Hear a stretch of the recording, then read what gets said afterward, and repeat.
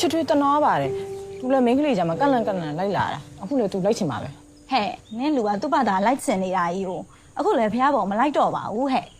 ဘာလဲနင်ကသူလိုက်တာကိုမကြိုက်လို့လား ဟဲ့မဟုတ်ပါဘူးဟဲ့တန်းနိုင်ပဲသူ့ကိုတနာတယ်ပြောနေလို့လေ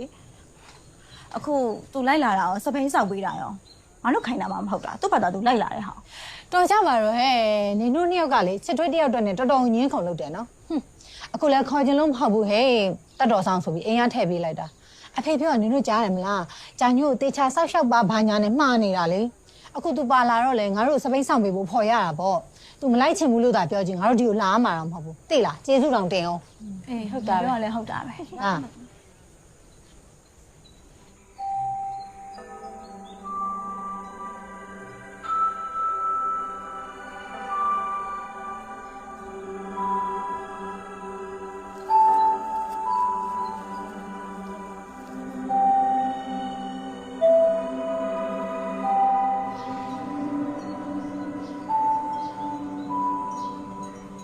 ကြာညို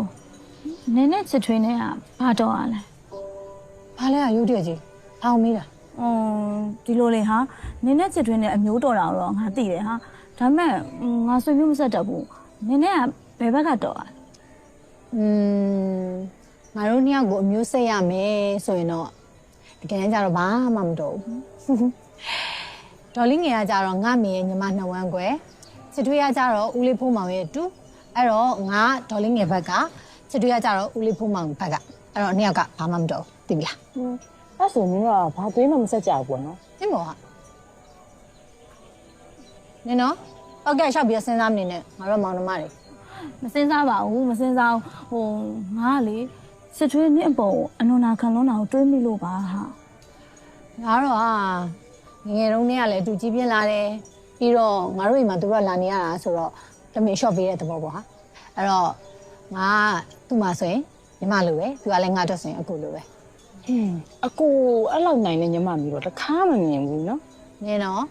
ငါနိုင်ညွန်းနဲ့မြင်မှတ်နေလားငယ်ငယ်တည်းကသူကအရင် short ပေးလုံးလို့ငါအကျင့်ပါသွားတာ ငါတို့လည်းအဲ့လိုအကိုမျိုးတော့လူချင်းသားဟဲ့နင်သိက္ကံကောင်းတယ်နော် လူကြီးယူလိုက်လေရောင်းမရဲ့ပြီးတော့ငါမိုးဝယ်ကြွေးရမယ်နော် မလွယ်ဘူးနော်အကိုတော့ပြန်ရောက်စားဟဲ့မလွယ်ဘူးတော့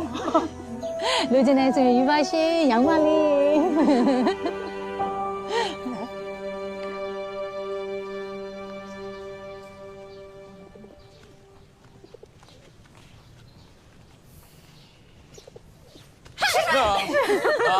လမ်းလိုက်တာဟာနေတို့ကလည်းပြီးသွားပြီလားနေတို့ ပြီးသွားပြီ